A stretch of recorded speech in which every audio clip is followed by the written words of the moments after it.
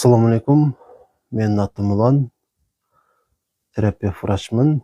Уш шаарында жашайм, иштейм. Бүгүн сиздерди кызыктырган суроолорго жооп берүү максатында эфир ачтым. Андыктан өзүңүздөрдүн суроолоруңуздарды берсеңиздер болот. Сиздер тараптан суроолор келгенге чейин маанилүү болгон темаларда сүйлөп берип турмакчымын. Демек, ушул акыркы учурларда десем дагы болот.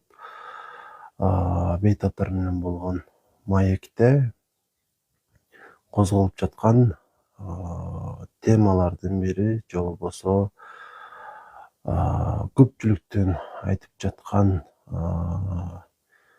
даттануулардын бири бул алсыроо. Көбүнчө ошол алсыздыктан жабыркап, ал боюнча ошол суроо узаткан бейтаптар көп болууда. Ушул боюнча азын-аулак сүйлөп берейин. Демек, 10 адамда алсыздык болсо, 10 түрдүүчө болот. Анткени бул бир гана себептен эмес. Ошондуктан эгерде сизде алсыроо болуп жаткан болсо, кыла турган алгачкы ишиңиз терапия врач менен кеңешүү болушу керек.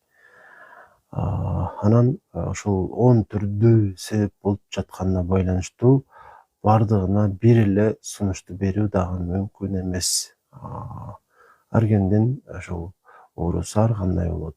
Бизде ошол алсыздыктын негизги себептеринин бири анемия же аз кандуулук. Аз кандуулуктун дагы көп эле себептери бар. Темир жетишсиздигинен болгон аз кандуулук эң кенен тараган түр болуп эсептелинет. Жана сөзсүз түрдө бул ооруну жеңүүгө аракет кылышыбыз керек. Болбосо эң оболу иммунитетибиз төмөндөйт. Андан кийин ден соолук кескин түрдө начарлайт. Жаңы оорулар пайда болот. Андыктан кимде аз кандуулук болсо, кош көңүл болбой, аны жеңүүгө аракет кылсын. Ошондо иммунитет да көтөрүлөт, алсыздык дагы болбойт. Анан ушул анемия жөнүндө сөз болуп жатканда айтып кое турган нерсе, туура тамактануу дагы өзгөчө мааниге ээ. Сөзсүз түрдө кара чай ичүүнү убактылуу токтотуп турушубуз керек. Анан биз жешибиз керек болгон негизги азык эт болуш керек. Этти көбүрөөк жегени аракет кылыңыздар. Ал жаныбардын эти болсо деле, канаттуу болсо деле боло берет. Эң башкысы күн сайын 100 граммдан кем эмес эт жеп турган жакшы. Бул алмашкыс аминокислоталар менен ушул клеткаларыбызды камсыздап турат. Жумуртка дагы өзгөчө баалуу азык.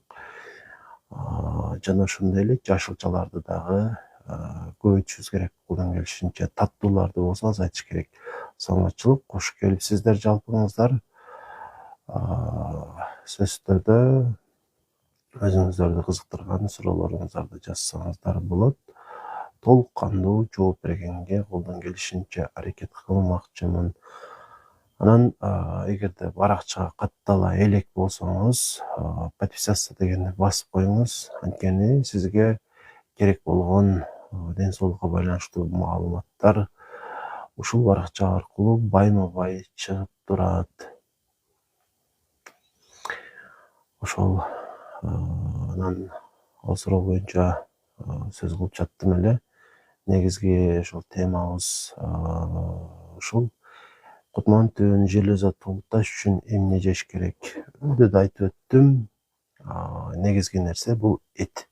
Этти толукташыбыз керек. Анан таблеткалардын ичинен эң жакшысы мальтофер 100 мг бир таблеткадан 3 маал ичесиздер. Андан сырткары фолио кислота, атын эстей албай жатам, эмненин гастрит кантип айыктырабыз? Ар бир эле оорунун эки учуру бар. Ооруну козгогон учуру, элиңиз жаксыңбы? оорунун козгогон учуру жана ошондой эле оорунун айыккан учуру. Эгерде мурда сиз гастрит болгон болсоңуз, анда эч нерсе кылуунун кереги жок. Бирок сиз азыр гастрит болуп калган болсоңуз, оору козгоп турса, тамак сиңирүү начарлап, ичиңиз ооруп, анда сөзсүз түрдө дарыларды ичесиздер. Сиздерге трекомпонентный деген ушундай дарылануу тизмеги түзүлөт жана сунушталат. Биринчи жолу болуп жатат азыр, эмне биринчи жолу болуп жатат. Жана андан сырткары убактылуу, тагыраагы 1 айдан кем эмес, ушул ашказан ичеги ооруларында кандай диета алыш керек болсо, ошого ылайык тамактаныш керек. Жеңилирээк тамактарды жеп турасыздар. Гастрит биринчи жолу болуп жаткан болсо, анда өйдөдө айткандай тартипте тамактанасыздар, жеңилирээк, тез зоолушканын пайдасы канчалык? Албетте биздин организм витаминге ар дайым муктаж, жана аларды сөзсүз эле кандайдыр бир таблетка же болбосо укол менен эмес, ар түрдүү тамак аштар менен толуктаганыбыз биз үчүн жакшыраак болот. Ашказандын түгү жок, зыян эмеспи, парти кетип калган дегендей бир маанини түшүндүм. Гастропротектор деп коет. Ошол ашказандын партын калыбына келтирип бере турган дарылар бар. Ошол таблеткаларды ичишиңиздер керек. Албетте мындай дарылар Кыргызстанда жок, бирок чет өлкөлөрдөн алдырсаңыздар болот. Колдорумда калтырак пайда болгон атат. Эмне кылсам болот? Кофе көп ичем, ошондон эмеспи дегендей түшүндүм. Калтырактын пайда болушу менимче иммунитеттин начардыгы болушу мүмкүн. Эң жөнөкөй себеп деп ойлойм. Ошондой эле эмоционалдык жактан өтө туруксуз болсоңуз дагы колдоруңуз калтырак болот. Көп эле адамдардын колдору титирейт, бирок эгер катуу бир күрөшүп турган болсоңуз, убакыттын өтүшү менен көйгөйдү жеңсеңиздер болот. Ошол тамак менен айыгып кетеби ошондо? Жок, тамак менен эле айыгып кетпейт. Сөзсүз түрдө таблеткаларды ичиш керек болуп калат. Ошол ашказандын кислотасын азайта турган, мындан сырткары антибиотиктерди 2 жумага чейин ичип турасыздар. Ошондо айыгасыздар буюрса.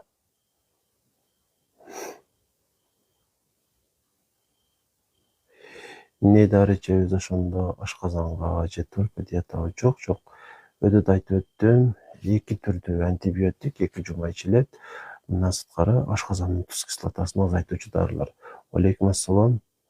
Панкреатит кантип лечение алсак болот? Панкреатиттин дагы 2 учуру бар. Оору козгоп жаткан учуру жана айыккан учуру. Эгер оору козгоп жаткан болсо, анда капельница алыш керек болуп калат. Азыр дарынын атын эстей албай атам.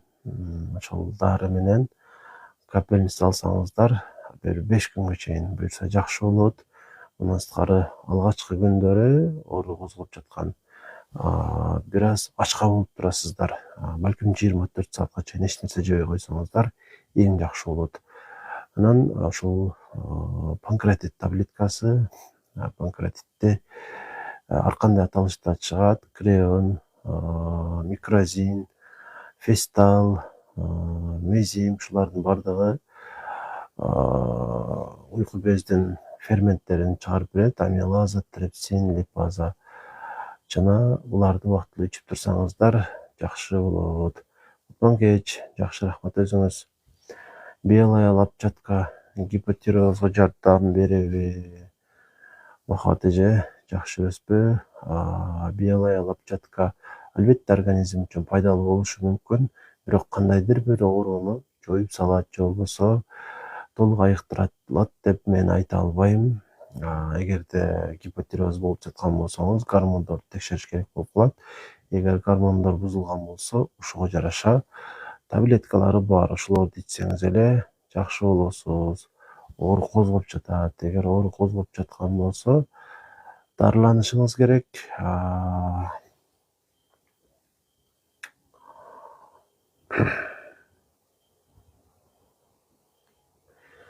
Диффузный токсический зобду операция жасатса эмне болот, кийин коркунуч болбойбу? Ар бир эле операцияга показания болгон учур болот, болбогон учур болот. Эгерде нормадан өтүп ашып кеткен болсо, ушул калкан сымал бездин өлчөмү, анда хирургдар менен кеңешип операция кылдырсаңыздар болот. Коркунуч деле жок, анткени ушул гормонду өмүр бою толуктай ичип жүрсөңүздөр болот. Эгер операция кылдырган болсоңуздар, капельница алса жакшы же таблетка жакшыбы? Алгачкы учурларда тегизирээк көбөйтүп алыш үчүн гемоглобинди капельница алсаңыздар дагы болот. Мисалы Серафер деген бар, ошону алсаңыздар болот. Селемин деген бар, ошону алыш керек. Андан ары жанагы айткан таблеткаларды иче бересиздер. Анан кара чай ичпей туруш керек сөзсүз түрдө. Бака жалбырак чайнап жегиле деп интернетте жүрөт, ошол туурабы ашказанга? Албетте элдик медицина ар убак ден соолукка чоң ушул жетишкендерди алып келген, бирок эч кандай бир чоң үмүт арта бербеш керек, анткени мындай чөп дарылар кээде жакшы жардам берсе, кээде ооруну кайра күчөтүп коюшу мүмкүн.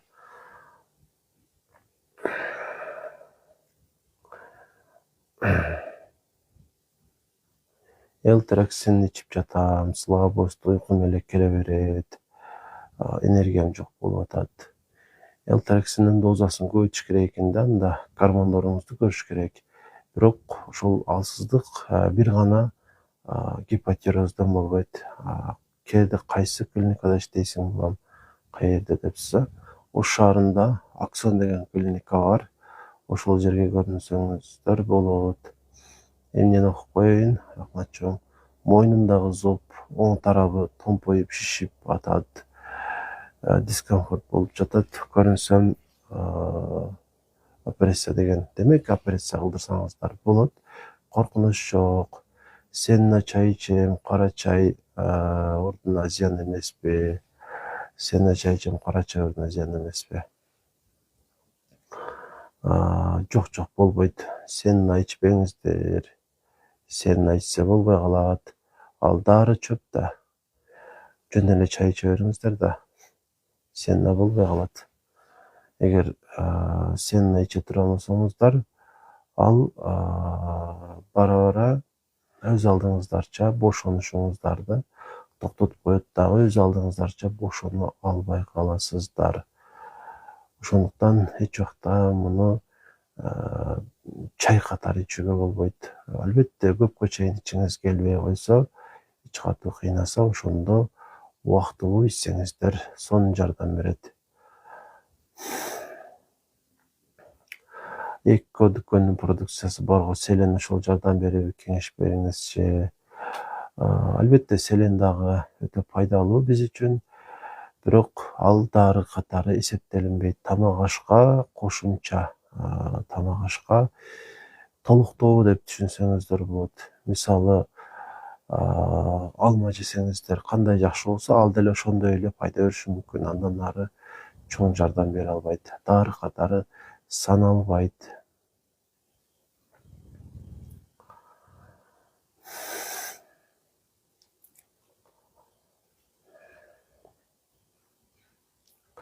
Ассаламу алейкум, Амантур аке.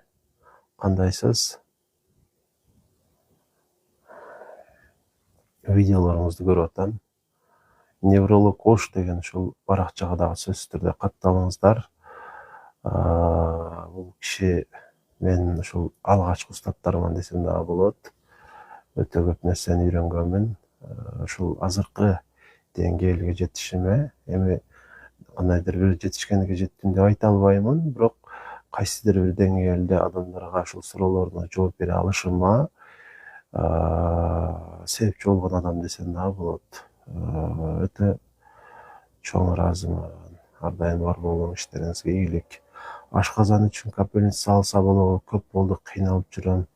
Ооба, эгерде ашказан ооруп жаткан болсо, убактылуу ушул кислотностду азайта турган капельницаларды алсаңыздар болот.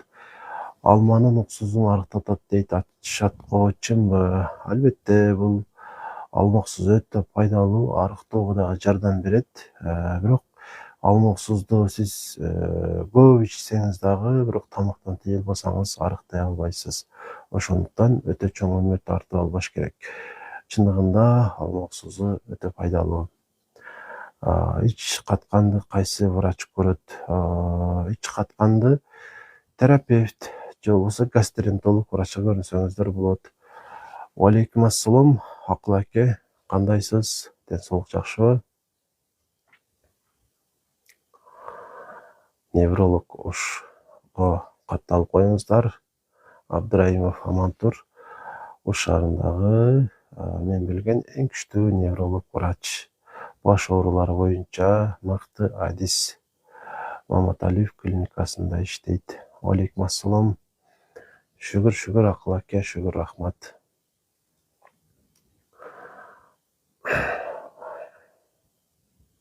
Шүгүр.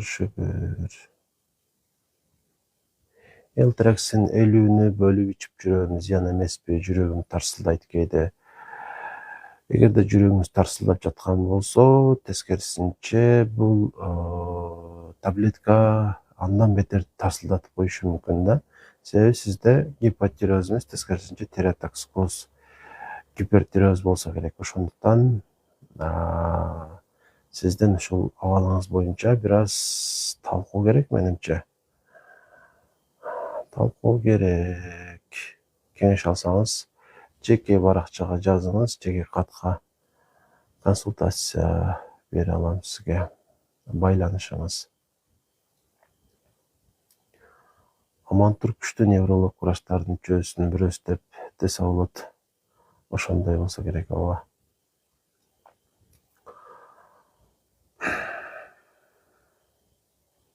Бүгүнкү тема, негизги сиздерге айткым келип жаткан тема ал суроо болуп жатат. Сиздерде суроо жок учурда ушул темада кошумча маалымат барбай жатат. СМС'на келди го, окудум го. Алсыздык эң маанилүү себептердин бири анемия деп айтып өттүм азыр эле. Аскандуулук деп айтып өттүм. Андан сырткары ар кандай өнөкөт ооруларда дагы, мисалы гастритте деле ошол алсыроо болот эгерде ал эч айыкпай жаткан болсо. Анткени гастрит болгон учурубузда ошол бизге керектүү болгон витаминдер организмге анча аш болбой коет. Ошонун негизинде дагы алсырайбыз. Зобтон панический атака болобу деп суроо берипсиз. Жок, зобтон панический атака болбойт. Панический атака бул азыркы учурда өтө көп кезигип жаткан, ошол эле учурда татаал оорулардын бири. Айыгыш өтө кыйын, бирок өмүргө коркунуч туудурбайт. Өтүмдө таш бар, приступ жок, жүрө берсем болобу? Өтүмдө таш бар, же алдырыш керекпи? Эгерде өтүңүздөгү таштын өлчөмү чоң болсо, анда алдырып койгонуңуз жакшы. Баары бир кийинчерээк тынчыңызды алышы мүмкүн. Золушка капельница боюнча айтып койсоң, мен ошон боюнча бул витамин комплекс, альфа-липоевая кислота, витамин С бар экен. Албетте альфа-липоевая кислота деле пайдалуу нерсе, бирок кандайдыр бир ооруну айыктырат деп эч убакта айта албайбыз. Анткени бул дагы витамин сыяктуу эле нерсе.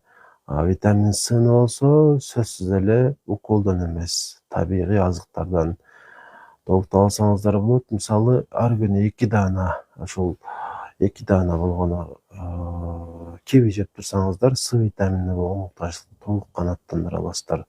Зобто алсыроо болобу? Ооба, зобто алсыроо болот. Эгерде ал эндемический зоб болсо, же бул жанагы гипотиреоз болсо, ич сырткы кызарып кетиптир да, укшуп, көңүл айланып, жумуртка колбаса жытты жакпайт, шлангы жуткан гастрит жада калса, жара дагы болоюн деп калган окшойт сиздики. Жеке катка жазыңыз же болбосо 0504 44 55 28 номерине WhatsApp'тан жазыңыз. Консультация берейин сизге. Ордуна кайсысын ичсем болот? Сиз кайсынын ордуна кайсысын ичсем болот деп атасыз? Макул, жардам берейин. Жана айткан номерге байланышыңыздар. Эгерде албетте сиздер Ошко жакын жерлерде болсоңуздар, келип көрүнсөңүздөр болот, бирок узагыраакта айталы, Бишкекте же болбосо чет өлкөдө болсоңуздар, телефон аркылуу кеңеш алсаңыздар болот. Азыр баардык нерсеге мүмкүн болуп калды. ЗОП, онкологический коркунучу барбы? Бар, бирок 100% эмес. Мисалы, 1000 адамдын зобу бар болсо, ошонун ичинен бир 5-6сунун эле зобу ракка алып барышы мүмкүн. Көп нерсе бул ракка алып бара бербейт. Консультация алуу үчүн жанагы номерге байланышыңыздар. Жатак жараган неме кылса болот. Ачыгы тери оорулары боюнча өтө алсызмын, кеңеш бере албаймын. Консультацияңыз канча турат? Өтө арзан, минималдуу төлөм. 0504 44 55 28 0504 44 55 28. Алсыроо өтө көп ооруларда болот. Өтө айтып өттүм, анемия да болот дедим. Мына ушул номерге байланышып кеңеш алсаңыздар болот.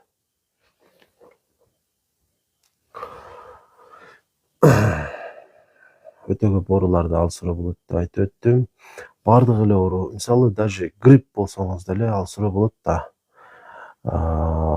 Дем алуу жолдорундагы оору, мисалы бронхит болуп калсаңыз, өнөкөт бронхит, ошондо деле алсыроо болот. Ошондуктан такташ керек болот.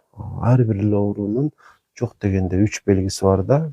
Ошонун бирөөсү алсыроо болушу мүмкүн. Бирок алсыроо эле бар болуп, эч нерсе болбосоңуз, анда сизге диагноз дагы коюлбайт. Тынчсызданууга дагы негиз жок. Болгону көбүрөөк витаминдүү азыктарды жегенге аракет кылыш керек. Анан айрым учурларда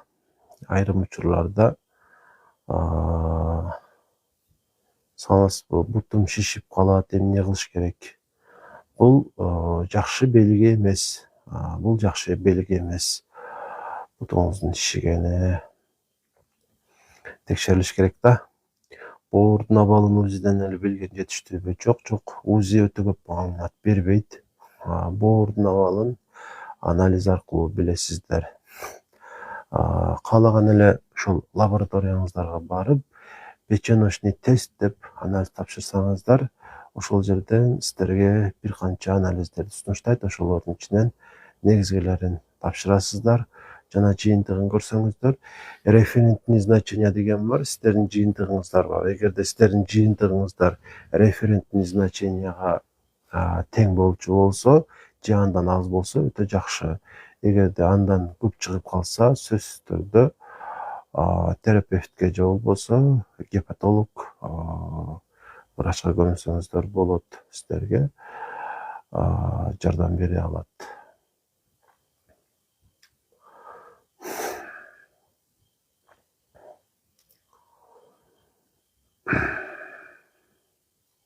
Сөзсүз түрдө каттала элек болсоңуз, ушул баракчага подписаться дегенди басып коюңуз. Анткени сиз үчүн зарыл болгон маалыматтар үзгүлтүксүз чыгып турат. Синдикат кызарып чыкса, сийдик кызарып чыкса эмне болот депсиз? Сийдик кызарып чыккан болсо, бул эң коркунучтуу белгилерден бөйрөктө олуттуу көйгөй бар болгон болот. Мисалы, ошол канды фильтрлей турган аппарат бар бөйрөктүн. Ошону эме деп коет, клубочка деп коет. Ошол иштебей баштаган болушу мүмкүн. Сөзсүз түрдө, шашылыш түрдө эч нерсе кылбай кыз жибекке ыраазычылык билдиребиз. Нефролог деген врачка чуркайсыздар. Нефролог гепатозду УЗИден билиш керекпи же канданбы? Жировой гепатоз УЗИден коюлат ушул диагноз. Андан кийин эгерде чын эле жировой гепатоз чыккан болсо, анда боордун функциясын билдирген анализдерди тапшырып көрүшүңүз керек болот. Ошонун негизинде боор кандай иштеп жатат биле аласыз. Эгерде бардыгы жакшы болсо, эч нерсе деле кылбайсыз. Болгону камыр тамактарды, шириндиктерди жебегенге аракет кыласыз. Мен өтүмдү алдырдым. Эми ашказаным эле ооруп жатат, кустурат. Эмне ичсем болот? Өттү алдыргандан кийин 1 жылга чейин диета кылып туруш керек. Ашыкча майлуу нерселерди жебейсиз. Куурулган тамактарды башка түрдөгү тамактар менен кезектештирип жейсиз. Анан эң негизгиси эч убакта ачка жүрбөш керек. Ар 3-4 саатта кичинеден тамак жеп турасыз. Кечки тамакты дагы өтө эрте жебейсиз. Эртең менен туруп эле тамактанганга аракет кыласыз. Анткени өт суюктугу боордо иштелип чыгат дагы. Эгер резервуар жок болсо, дароо эле 12 элечеге кое берет. Куюлган өттү иштетип туруш керек.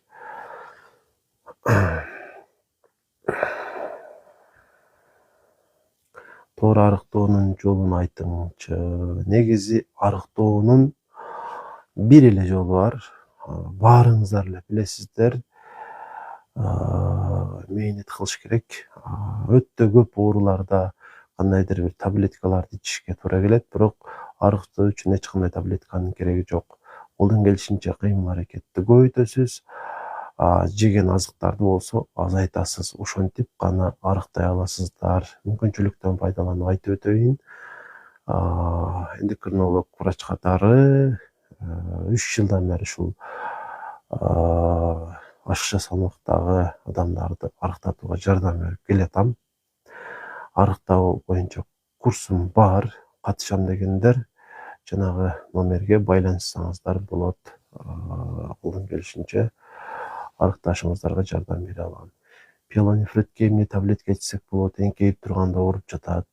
Пиелонефрит козгоп калган болсо, сөзсүз түрдө антибиотик терапия кылынат. Бул негизгиси. Анан аны сырткары анча мынча заар айдоочу, ооруну калтыруучу, жада калса анча мынча гормон препараттар деле сунушталат. Анан пиелонефритке канифрон сыяктуу, уронефрон сыяктуу таблеткалар жардам бербейт деле. Аларга өтө көп үмүт арта бербеңиздер. 12 эличеги жөнүндө айтып бериңчи. 12 эличеги бул биздин ушул жеген азыктарыбыздын энергиясын организмге өткөрүп берүүчү негизги орган. Узундугу ошол 12 элиге тең болгон үчүн 12 эличеги деп айтылат. Ашказан бүткөн жерден башталат, ички эчеги чейин уланат. Бунун кызматы өтө маанилүү. Эгерде 12 эличеги сезгенсе, анын башкы бөлүгү эле, башталгыч бөлүгү эле сезгенсе, булбит деп айтабыз. Толук сезген болсо, дуоденит деп айтабыз. 12 эличеги дагы жара болуп калат. Өтө кылдат мамиле кылып караш керек. 0504 44 55 28. Таз кыйшайып калса, ким кайсы врач түздөйт? Эгер чын эле кыйшайып калган болсо, ал түздөлбөйт тилекке каршы. Мен билишим боюнча, дагы биле албадым. Анан эми сөйөктөр боюнча ортопед деген врач бар. Ошого көрүнүп көрөсүз. Улан эке, көзүңүз кызарып калганбы? Менимче жакшы эле го, көзүм кызарбай эле.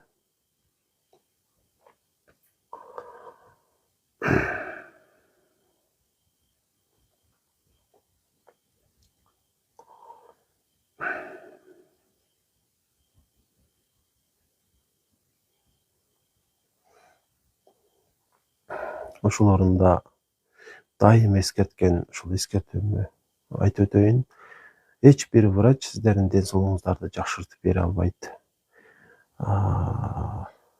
биз сиздерге азыраак гана жардам бере алабыз. Ошондуктан эч убакта бизге таянбаңыздар.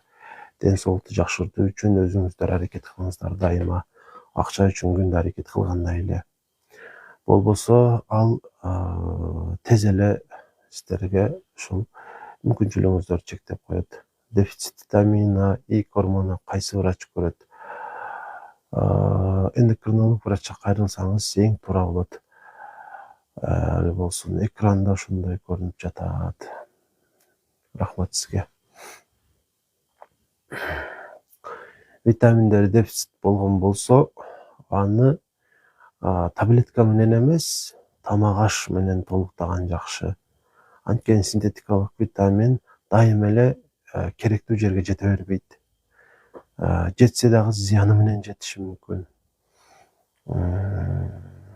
Табигый витамин болсо, ал сөзсүз сизге өзүнүн пайдасын тийгизет. Табигый витаминдерди биз тамак аштан гана ала алабыз. Мисалы, Д витамин керек болуп атса, жумуртканын сарысын жесеңиздер болот, майлуу балык жесеңиздер болот. Б тобундагы витаминдер керек болуп жатса, эт жеш керек, боор жеш керек. Бардык түрдөгү чөптөрдү тамакка кошуш керек. Е витамин керек болуп атса, жаңгак жеш керек. Ошондуктан ушул жол менен витаминди толуктоого аракеттениңиздер. Ар күнү күндө жүрүңүздөр, күнгө чыгып. Бул дагы өтө маанилүү. Д3 мен өтө көп адамдарга сунуштадым ушул күнгө чейин. Тилекке каршы өтө эле бир жакшы жыйынтыкты эч кимден көргөн жокмун. Акыркы учурларда эч кимге витамин сунуштагым келбей калды. Витамин жазбай койдум. Чөнтөккө эле зыян болуп калды ушул витаминдерчи. Тескерисинче зыян алып келет. Андан көрө өзүңүздөргө жакпаган тамактарды дагы жегенди үйрөнүңүздөр. Ошондо витаминдер жакшыраак толукталат. Айрыкча ушул жашылчалар өзгөчө биздин үчүн пайдалуу болуп эсептелинет. Короз жумуртка.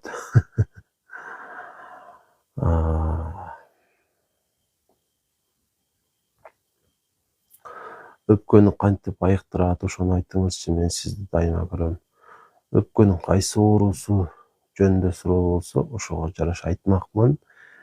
Деги эле өпкө оорубаш үчүн эмне кылыш керек? Өпкө оорубаш үчүн таза абада жүрүш керек, чылымдан алыс болуш керек. Анан негизгиси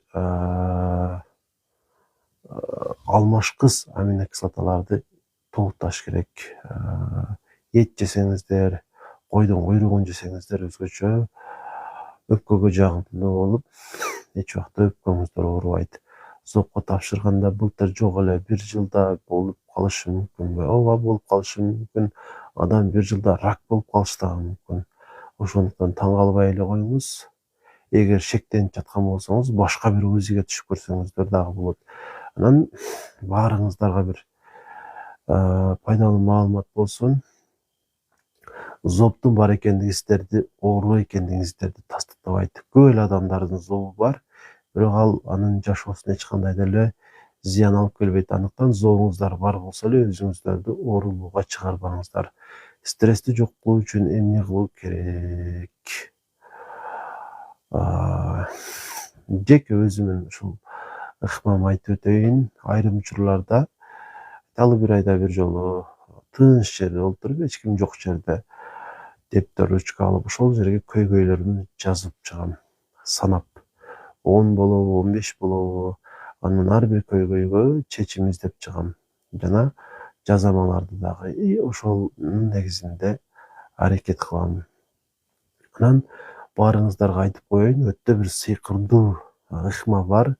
Ушуну аткаруу менен ар кандай стрессти жоготсо болот. Демек, мен сиздерге айткым келген стрессти жоготуучу ыкма бул зикир. Зикир салават айтып туруңуздар. Бул өтө жакшы нерсе. Мен балам ангина, ошону кантип айыктырат, ошону айтып бериңизчи. ангина козгоп жаткан учурда сөзсүз түрдө антибиотик ичиш керек же уколун алыш керек. Болбосо антибиотик ушул ангинадан өтүп кетип, ал сиздин башка органдарыңызды дагы жабыркатып баштайт.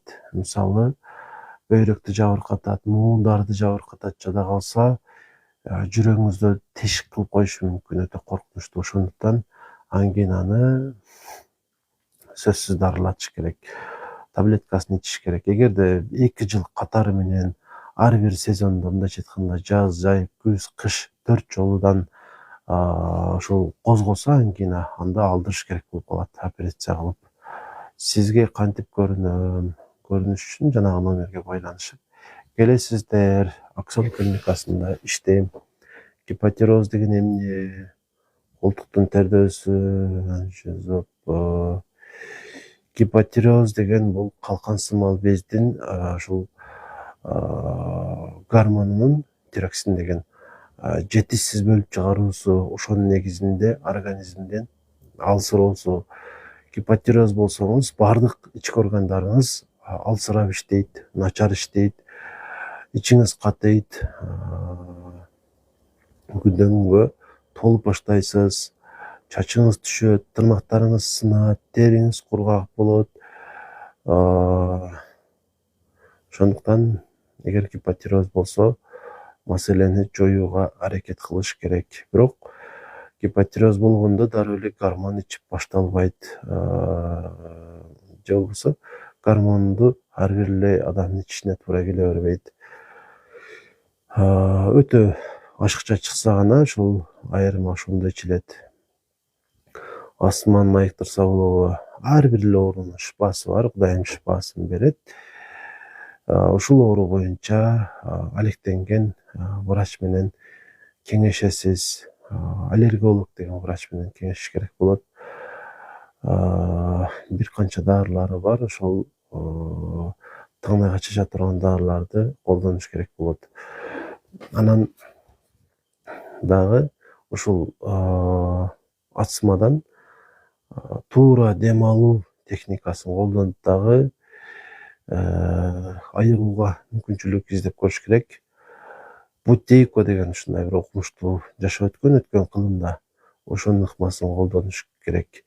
Дыхание по Бутейко деп жазсаңыздар, тироксин менен эйтрекс айырмасы эмнеде? Айырмасы аталышында. Негизи экөө бир эле дары. Муну эмнеге салыштырса болот? Мисалы,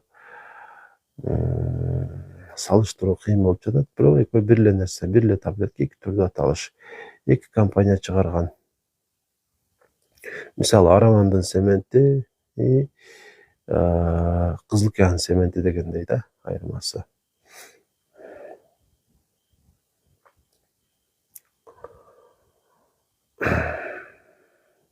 Бүгүнкү негизги темабыз алсыроо болуп жатат. Алсыроого алып келген маанилүү себептердин бири бул гормоналдык жетишсиздик же болбосо гормондордун ашыкча болушу дагы болушу мүмкүн. Гормондор дайыма керегинче бөлүнүп чыгып туруш үчүн биз күнүмдүк рациондон углевод эле ала бербестен аминокислоталарды, башкача айтканда белокту жана эң негизгиси майды дагы толукташыбыз керек. Омега 6 эле майды жей бербестен омега 3 май кислоталарын дагы толуктаган аракет кылыш керек. Омега 3 май кислотасын биз жаңгак жеш менен толуктай алабыз. Зайтун майынан салат кылып жеп, же болбосо тамак кылып жеп дагы толуктасак болот омега 3тү. Омега 6 май кислотасы бизди көбүрөөк сезгентет, көбүрөөк оорутат. Омега 3 болсо оорутпайт. Өт толгондо эмне дары ичсе болот? Өт толгон учурдабы? Өт толуп жаткан болсо, Урсасан деген таблетка сунушталат. Урсасан капсула түрүндө болот. Ошону ичип көрсөңүз жакшы жардам берет. Урсасан 500 миллиграммдык дозада бир жолу ичсеңиз болот суткасына, же болбосо 250 миллиграммдан күнүнө 2 жолу ичсеңиздер болот. Дарылануу 3 айга созулат. 3 айдан кийин токтотосуздар. Анан ашыкча майлуу нерселерди жебейсиздер. Суюктуктарды дагы бир учурда өтө көп ичпейсиздер. Ошондо жакшы болот. Омега 6 оорутабы түшүнбөй калдым. Ооба, омега 6 эле жей бербеш керек да. Мисалы биз азыр колдонуп жаткан бардык эле ушул өсүмдүк майлары рафинирленген омега 6 болуп эсептелинет. Бир гана зайтун майы омега 3. Ушул семичке майлар көбүнчө омега 6 болот дагы. Булар сезгенүүгө алып барат. Албетте булардан кол үзүңүздөр деп айтпайм, бирок башка майларды дагы колдонууга аракет кылыш керек. Мисалы, жана айтып өткөнүмдөй эле койдун куйругуна да тамак кылып жесеңиздер өтө жакшы болот, өтө пайдалуу. Иммунитет дагы көтөрүлөт, гормондор дагы керегинче бөлүнүп чыгат. Анан сары майга дагы тамак кылып жеп турсаңыздар максатка ылайыктуу болот. Кээ бир учурларда тироксин постоянно ичкен зыян эмеспи, ошентип айтса. Эгерде сизде дефицит болуп жаткан болсо, дайыма ичишиңизге туура келет. Сизге жаңы кошулдум эфирге, кайсыл жерге барыш керек, номер бериңиз, сурайын, сизге көрнөт элем. 0504 44 55 28. 0504 44 55 28. Ушул номерге WhatsApp'tan байланышыңыз. Омега 6, омега 9 депсиз. Омега 9 жөнүндө албетте буга чейин окуган болсом дагы менде азыр так маалыматтар жок, ошондуктан бул боюнча сиздерге маалымат берем. Жироо гепатозго эмне ичсе болот? Жироо гепатозго 4 түрдүү таблетка сунушталат. Бирөөсү таблетка витамин, бирөөсү ушул боордун функциясын жакшылай турган таблетка, жана дагы 2 таблетка. Ушуларды ичсеңиздер бара-бара боор ушул жарым жылдан 1 жылга чейин калыбына кирет. Эгерде жироо гепатозго маани бербей койсоңуздар, анда бул нерсе боордун гепатитин пайда кылат. Мен тердесем терим кислый жыттанат, дискомфорт болом, женский жактан таптаза дейт. Организм ууланган болушу мүмкүн, кандайдыр бир зыяндуу таасирден улам. Анан ошол ууланууну жоготуш үчүн мисалы расторопша деген өсүмдүк бар. Ошонун негизинен даярдалган дарыларды ичсеңиз болот, жакшы жардам берет. Имбирь, куркума дегендер бар. Чеснок, пияз, ушуларды жеш керек. Ошондо организм тазаланат. Колтук ашыкча тердейт, эмне кылса болот? Тердеп эле бирок эч нерсе болбосо, жыттанбаса, анда эч нерсе деле кылбайсыз. Д витаминди толуктоого аракет кыласыз. Бирок тердеп жыттана турган болсо, анда грибокко лечение алыш керек. Чоң рахмат. Рахмат сизге дагы. Расторопша кантип ичем? Көбүнчө мен ушул порошок түрүндөгү расторопшаны сунуштайм. Ач карынга ичесиздер. 1 чай кашык расторопшаны 1 стакан сууга кошуп, ысык сууга чай сыяктуу кылып ичип турасыздар. Боорго өтө пайдалуу. Менин балам эч семирбей койду, тамак жегени жакшы, бирок арык 5-класс. Куртка анализ тапшырып көрүш керек. Кандан эмес, калдан. Грибок дейсизби, ооба, грибок. Эгерде курт чыга турган болсо, балаңыздан ошого жараша дарылатып коесуз. Эгер курт чыкпаса, анда дагы издеш керек болуп калат. Негизги эле күмөн ошол. Эгер курт бар болсо, баланы тугуш өтө кыйын болот.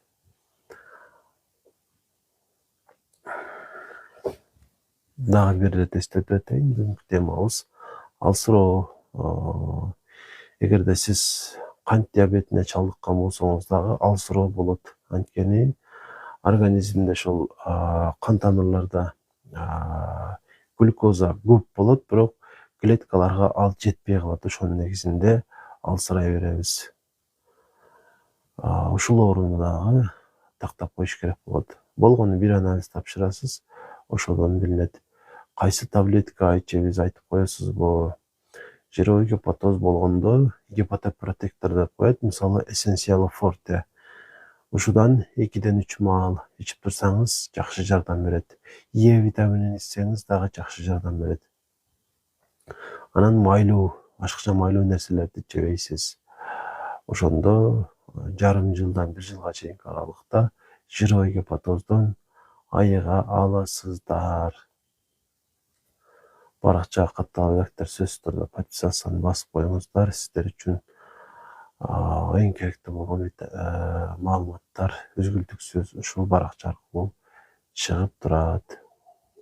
Ушул эле видео материалды эртең ушул доктор Аманбаев YouTube каналынан дагы көрө аласыздар. Ошол жака кирип көрсөңүздөр, ошол бүгүнкү эфирдеги болгон бардык суроолуу жооптор айтылат. Панический атака кантип арылса болот? Панический атаканын дарысы бар. Панический атаканы биринчисиге коюш керек. Диагнозду так анык болгондон кийин гана ошол дары сунушталат. Албетте ал дарыны каалаган эле врач жазып бере албайт. Печаты менен же невропатолог же психиатр деген врач жазып берет. Ошол жазып берген дарыны ичип панический атакадан арыла аласыздар. Жакында мен бир видео материал көрдүм. Невропатолог врач айтып жатат, ошол именно панический атака мээге кан жетпей калгандан улам деп. Бул өтө туура эмес маалымат. Анткени мээге кан жетпей калбайт. Эгер мээге кан жетпей калса, анда сөзсүз түрдө эң аз дегенде адам инсульт болот. Анан отек мозга болуп калышы мүмкүн. Адам өмүрүнө чек коюлуп калышы мүмкүн. Нерв кысылып калат, кан тамыр кысылып калат деген маалыматтарга эч убакта ишенбеңиздер. Алар кысылбайт. Алар кысыла турган болсо, адам өмүрү коркунуч астында калат. Бул сабатсыз бир дарыгерлердин айткан сөздөрү. Эч убакта панический атака мээге кан жетпей калгандан болбойт. Же болбосо нерв тамыры кысылып калгандан болбойт. Мунун өзүнүн өзгөчө себептери бар. Албетте мага белгисиз.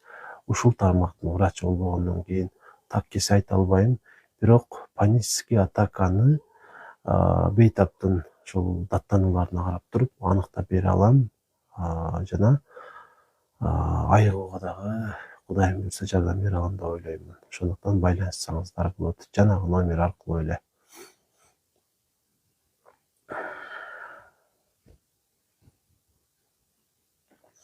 Анан дагы бир маалыматты айтып өтөйүн.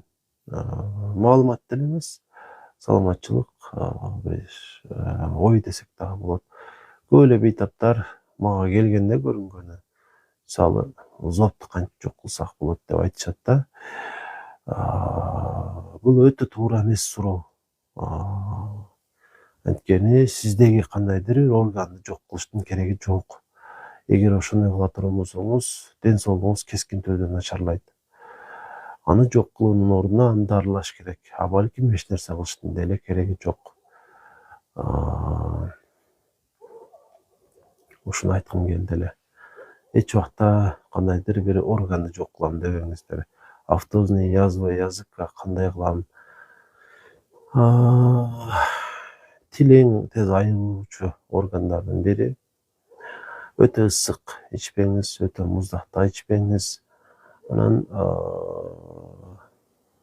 мен билишимче буга жанагы вируска каршы таблеткаларды ичип көрүш керек. 5 күнгөчө ичип көрүң да, жардам берет. Аталышын эстей албай атам. Ачикловир болсо керек. Ачикловир 200 миллиграммдан 4 жолу 5 күн ичип көрсөңүз жакшы жардам берет. Көбүнчө кандайдыр бир вирус же бактериялар ушундай ооруларды козгойт. Анан кыйналасыздар. Анан жанагы мисвак деген щетка бар го, ошону дагы колдонсоңуздар абдан пайдалуу. Ооба, эндокринолог врачпыз, кесибиз боюнча. Ангинаны алдырыш керекпи? Дайым эле козгой берсе алдырыш керек. Жутунганда тамагда касак тургандай болот, ал эмне, комок тургандай болот, Сизде зоб бар болсо керек, ошол себептүү ушундай симптом болот. Буга эч нерсе деле кылбайсыз. Болгону УЗИ кылдырып коюш керек, калкан сымал безди. Сиздерге да рахмат. Артрозго эмне кылыш керек? Артрозго глюкозамин хондроитин сульфат. Ушул эки дарыны дайыма ичип туруш керек болот. Экөө бир таблетка болот же бир капсула болот. Чогуу жүрөт. Ар кандай аталыштагы. Мен эң көп структум деген сунуштап келем. Себеби көп бейтаптардан ушул жакшы натыйжа бергенин укканмын. Ич катуудан кантип кутулам? Ич катууданбы? Аракет керек. Ич катууда жашылчалар жакшы жардам берет. Биринчи, экинчи степен болсо ошол хондроит менен глюкозаминди токтотпой ичип туруңуз. Же унутуп калдым, аты ушундай беле, эмненин аты ушундай беле. СМСти жазганыңызда толук эле бир сүйлөм кылып койсоңуз, себеби ондогон суроолор келет, аралашып кеткенде баары бир сиздикин биле албай калам. Селемин. Селемин өтө пайдалуу. Алмашкыс аминокислоталардын булагы сизге энергия берет. Бир айда бир жолу алып турсаңыздар болот. Болгону шашпайраак алдырат. Муну ток карынга барып аласыз. Эч кандай зыяны жок. Бул жанагы сиздер айткан Золушкадан алда канча пайдалуу нерсе бул селемин деген. Селемин жок болсо, аталышы башка сермин деген бар. Ошону колдонсоңуздар дагы боло берет. Сермин дагы өтө жакшы. Же болбосо Дематон Т деген бар. Дематон Т. Ушул ампуланы 200 физрастора кошуп капитеттирип алсаңыздар, бул дагы өтө пайдалуу. Кайталап коюңузчу, артрозго дарыны. Структум 500 мг, бир капсуладан 2 маал ичесиздер. Ач карын, ток карын айырмасы жок. Бул ашказанда эрибейт. Азыркы ушундай аптаптуу күндөрдө колдон келсе, өтө муздак ичпей туруш керек. Анткени ангинасы барлардын ангинасы козгоп калышы мүмкүн. Слабость, уйку келе берет, көңүл чөгүп кетет, жаман ойлор келип жаман боло берем. Кээде эмне кылайын депсизби? Жашооңуз бир карап чыгың да, алдыда сизди күтүп жаткан бир жакшы бир себеп бар бекен? Эгер жок болсо, ошону табыш керек да. Дематон витаминби? Ооба, Дематон Т. Дематон Б деген дагы бар. Бны албай эле коюңуздар, Тны алыңыздар. Мен жаздым, жооп болбоду. Эмнени жаздыңыз эле? РКМ же эмнени жаздыңыз эле?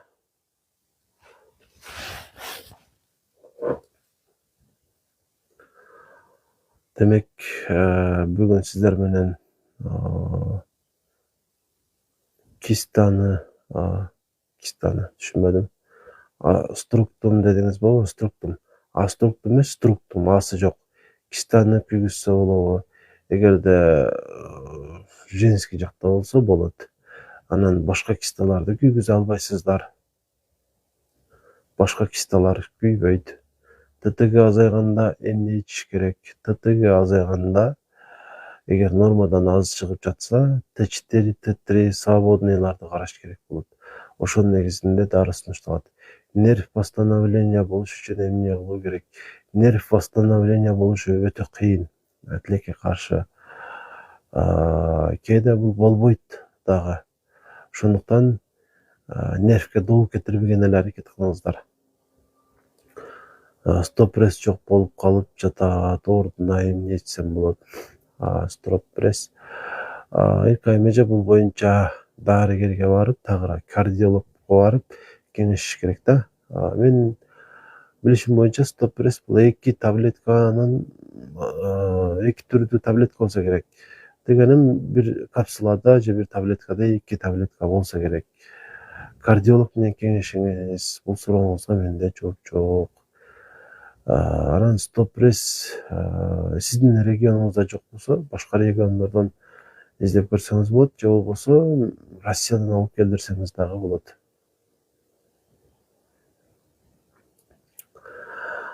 Ошентип уйку нервин восстановление кылбайбы? Нервти восстановление болуп турат, эми толук восстановление болбойт да. Керегинче укташ керек ар күнү. Макул эми. Баарыңыздарга бейпил түн, жакшы эс алыңыздар. алынган жоопторуңуздарга таянып, билген нерселериңизге таянып, мына сиздер азыр билгениңиздерден кийин ошого жараша аракет кылыңыздар. Сизге ыраазычылык билдирем. Кенжебек, албетте эми күчтүү деп эч убакта айта албайм өзүмө. Үйрөнүшүм керек болгон өтө көп нерселер бар. Өтө көп нерсени билүүгө мен дагы муктажмын. Сиздерге айтып берүү аркылуу өзүм дагы билимими өркүндөтөм. Сахарымы кандай дарыланып койсом болот? Убактылуу дарыланчу нерсе эмес сахар. Ошондуктан эмне дары ичип жатасыз? Ошолорду билиш керек да. Ошонун негизинде, анализдин негизинде сизге андан ары эмне кылыш керек сунуштар берилет. Ар ай сайын анализ тапшырып туруш керек сахарга.